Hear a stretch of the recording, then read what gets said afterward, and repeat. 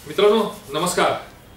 पूर्वी एक विधाता नावाचा चित्रपट आलेला, त्या चित्रपटामध्ये कॉमेडियन जगदीप याचा एक सुंदर असा डायलॉग होता की हम लड़ते नहीं लड़वाते हैं, हम करते नहीं करवाते हैं, हम मरते नहीं मरवाते हैं। सांगण्याचा उद्देश एवढाच आहे की आजच्या जे राजकारणी आहे किंवा पूर्वीचे राजकारणी यांनी हेच केलं राजकारणामध्ये। आपले कार्यकर्ते जे आहेत, जे निष्ठावान आहे, आपल्याला मानणारे आहेत, त्यांना पुढे गेलं आणि स्वतः मागे राहिले। त्यांच्यावर केसेस, पोलिसांकडून त्यांना मारहाण, कोर्टामध्ये त्यांच्या फेऱ्या, तुरुंगामध्ये ते, या सर्व गोष्टी राजकीय नेत्यांनी केल्या। कोणीही आपल्या अंगावर केसेस घेतल्या नाही, मग कोणत्याही असू दे, एकही केस नेत्यांनी घेतली नाही। एका दुसरा अपवाद असेल की कुठच्या तरी सभेमध्ये काही गोंधळ झाला असेल आणि तो गुन्हा जर दाखल झाला असेल तरच। बाकी महाराष्ट्राच्या राजकारणामध्ये दिवंगत हिंदू हृदय सम्राट बाळासाहेब ठाकरे सोडले, ज्यांच्यावर अयोध्या प्रकरणामध्ये मोठा गुन्हा दाखल झाला, जो आजवरचा देशभरातील सर्वात मोठा खटला आणि गुन्हा होता, त्याच्यामध्ये एक नंबरवर जे नाव होतं ते होतं हिंदू हृदय सम्राट दिवंगत बाळासाहेब ठाकरे यांचं।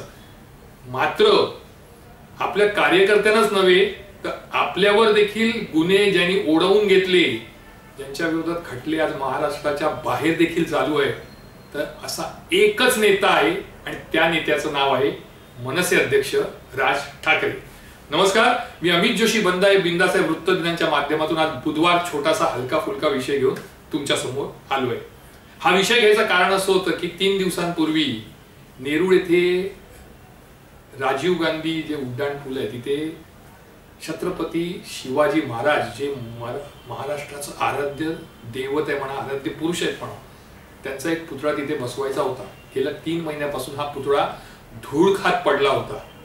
कोणाचं तिथे लक्ष नव्हतं, कोणाला उद्घाटनासाठी वेळ नव्हती। मनसेनी ही बाब अमित ठाकरे जे आता मनसेचे नेते पण आहेत, राज ठाकरे यांचे उत्तराधिकारी पण आहेत आणि राज ठाकरे यांचे चिरंजीव आहेत, त्यांच्या कानावर घातली। ते लागलीच आपल्या सहकाऱ्यांचं तिथे पोहोचले। त्यांनी जो कपड्यात गुंडाळून धूळ खात पडलेला जो पुतळा होता छत्रपती शिवाजी महाराजांचा, तो बाहेर काढला, तो स्वच्छ केला आणि त्याचं त्यांनी ते व्यवस्थित तिथे लावला। त्यानंतर काय झालं तर अमित ठाकरे यांच्या विरोधात गुन्हा दाखल झाला।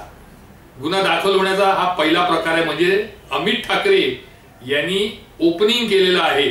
त्यांच्या खात्यामध्ये आता एक गुन्हा, एक खटला दाखल झालेला आहे। पण राज ठाकरे, मनसे अध्यक्ष राज ठाकरे, नॉट आउट 102। एकीकडे नॉट आउट 102 ही संख्या राज ठाकरेंची असताना अमित ठाकरे यांनी देखील आपल्या वडिलांच्या पावलावर पाऊल टाकत आपलं खातं उघडलेलं आहे। राज ठाकरे यांच्यावर 102 गुन्हे आहेत। बरं, त्यांच्यात करप्शनचा गुन्हा नाही, कोणाला मारलं म्हणून गुन्हा नाही किंवा कोण, तर गुन्हे कोणते आहेत तर जास्ती करून गुन्हे हे मराठी माणसांसाठी लढताना किंवा मराठी माणसांच्या बाजूने बोलताना हे सर्व गुन्हे त्यांच्यावर दाखल केले। यातील 90% गुन्हे कोणी केले आहेत तर ते परप्रांतीयांनी बाहेरच्या राज्यामध्ये, म्हणजे संबंध काही नाही, ते महाराष्ट्रात बोलले, महाराष्ट्राच्या लोकांसाठी बोलले किंवा महाराष्ट्राच्या सिच्युएशनवर बोलले। मात्र गुन्हे कुठे दाखल झाले? उत्तर प्रदेशमध्ये दाखल झाले, झारखंडमध्ये दाखल झाले, बिहारमध्ये दाखल झाले, हरियाणामध्ये दाखल झाले, अशा विविध राज्यांमध्ये राज ठाकरेंच्या विरोधात गुन्हेही दाखल झाले आणि आज ते खटलेही सुरू आहेत। सांगायची गोष्ट काय की राज ठाकरे हे एकमेव नेते महाराष्ट्राच्या राजकारणात आहेत की ज्यांच्या अंगावर इतके गुन्हे दाखल आहेत। उद्या जर तुम्ही जेव्हा शपथपत्र भरत असतात, आमदार, खासदार, नगरसेवक त्यांचे बघाल तर त्यांच्या गेल्या 20 वर्षामध्ये 10 किंवा 15 गुन्ह्यांची ही नोंद त्यांच्या विरोधात नसेल, कारण त्यांचे कार्यकर्ते अंगावर गुन्हे घेतात, खटले घेतात। परंतु मनसे अध्यक्ष राज ठाकरे यांच्या बाबतीत जर बघाल तर 2008 ते 2023 या ज्या 15 वर्षामध्ये 102 खटले म्हणा किंवा गुन्हे म्हणा हे त्यांच्या विरोधात दाखल आहे। त्याच्यामध्ये काय आहे तर त्यांनी भाषण केलं, भाषण करताना परप्रांतीयांच्या विरोधात बोलले, परप्रांतीयांना शिवीगाळ केली, परप्रांतीयांना धमकी दिली, परप्रांतीयांना इशारा दिला, म्हणून त्यांच्या विरोधात गुन्हे दाखल आहेत। त्यांनी एखादी सभा घेतली, त्या सभेनंतर वातावरण चिघळलं, कार्यकर्ते एकदम आक्रमक झाले, कार्यकर्त्यांनी तोडफोड केली, म्हणून कार्यकर्त्यांसोबत मनसे अध्यक्ष राज ठाकरे यांच्यावरही गुन्हा दाखल झाला। एकदा तर वेळ अशी होती की 2008 ला त्यांना अटकही करण्यात आली, कारण नॉन बेलेबल वॉरंट त्यांच्या विरोधात काढण्यात आलं होतं आणि त्यामुळे त्यांना अटक करून कोर्टात उभं करून त्यांना जामीनही लागलीच मिळाला। पण सांगण्याचा हेतू काय की मनसे अध्यक्ष राज ठाकरे यांनी मराठी माणसांसाठी, मराठी भाषेसाठी मराठी पाट्या मुंबईमध्ये लागाव्या, मराठीचा मुद्दा घेताना भोंग्यांचं जे प्रकरण आहे, जे मुस्लिम बहुवस्तीमध्ये भोंगे वाजतात संध्याकाळी सकाळी सकाळी, त्याच्या विरोधात राज ठाकरे यांनी जो आवाज उठवला त्याच्या बदल्यात त्यांना मिळालेलं बक्षीस म्हणजे 102 खटले आणि गुन्हे. आज कोणताही राजकारणी नसं नाही, पण शेवटी काय आहे की तुम्ही एवढे गुन्हे अंगावर घेतले, कोणासाठी घेतले? मराठी माणसांसाठी घेतले. आता काही जे भाजपला मानणारे आहेत, काँग्रेसला मानणारे आहेत किंवा जे राजकारणात पडत नाही ते लोक काय म्हणतात की आम्ही थोडी तुम्हाला सांगितलं, तुम्हीच गुन्हे अंगावर घेतले. अहो पण ते घेतले ना, ते घेण्यासाठी देखील ताकद लागते. तुम्ही जर तुमच्या लोकल आमदाराला किंवा खासदाराला कधी सांगा की आमच्या विरोधात गुन्हा अंगावर घे, आमच्यासाठी काहीतरी बोल, किंवा आमच्या विरोधात तुम्ही प्रशासनाला धारेवर धरा, कोणाला तरी जाऊन मारहाण करा, कोणाला तरी काही करा, पण गुन्हे अंगावर घ्या. कोणताही राजकारणी त्यासाठी तयार होणार नाही. तो सांगणार माझे कार्यकर्ते आहेत, माझे पदाधिकारी आहेत.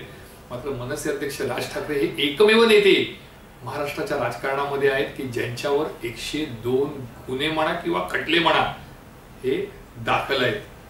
आज त्यांच्या पावलावर पाऊल टाकून ओपनिंग केलेली आहे ती अमित ठाकरे यांनी. तसं पाहायला गेलं तर अमित ठाकरे हे उत्तराधिकारी आहेत. त्यांच्या राज ठाकरेंच्या तालमीत ते तयार झालेले आहेत किंवा तयार होत आहेत. येणाऱ्या 5-6 वर्षानंतर मनसेमध्ये कदाचित राज ठाकरे हे मार्गदर्शकाच्या भूमिकेत असतील आणि महत्वाची भूमिका जी असेल पक्ष चालवण्याची ती कदाचित अमित ठाकरे यांची असू शकते. त्यामुळे अमित ठाकरे यांनी वडिलांचा कित्ता गिरवायला सुरू केलाय. त्यांनी सरळ सांगितलं माझ्यावर गुन्हा दाखल झालाय, काही हरकत नाही, होऊ द्या, असे अनेक गुन्हे होऊ द्या. छत्रपती शिवाजी महाराज यांच्यासाठी मी अनेक गुन्हे किंवा अनेक खटले अंगावर घ्यायला तयार आहे. म्हणजे त्यांनी देखील ही तयारी दर्शवली आहे की येणाऱ्या काळामध्ये मराठी माणसांसाठी किंवा महापुरुष जे आहेत महाराष्ट्रातील किंवा देशातील त्यांच्यासाठी आपल्या अंगावर खटले किंवा गुन्हे दाखल झालेत, आपण त्याच्यासाठी सज्ज आहोत हे आता अमित ठाकरे यांनी संकेत दिलेले आहेत. म्हणजे शेवटी असंच म्हणावं लागेल की एकीकडे वडील आणि मनसेचे अध्यक्ष आणि एक मोठे नेते महाराष्ट्रातल्या राजकारणातील राज ठाकरे यांचा नॉट आउट 102 ची बॅटिंग सुरू आहे. त्याच वेळी अमित ठाकरे यांनी देखील आपलं खातं उघडलेलं आहे. आता येणाऱ्या काळात कळेल की नेमकं कशा पद्धतीने अमित ठाकरे हे पुढे जाणार आणि राज ठाकरे यांचा कित्ता कशा प्रकारे गिरवणार. मी अमित जोशी पुन्हा एकदा रविवारी एखादा नवा विषय घेऊन तुमच्या समोर येईन. तोपर्यंत तुमची रजा घेतो. जय हिंद, जय महाराष्ट्र.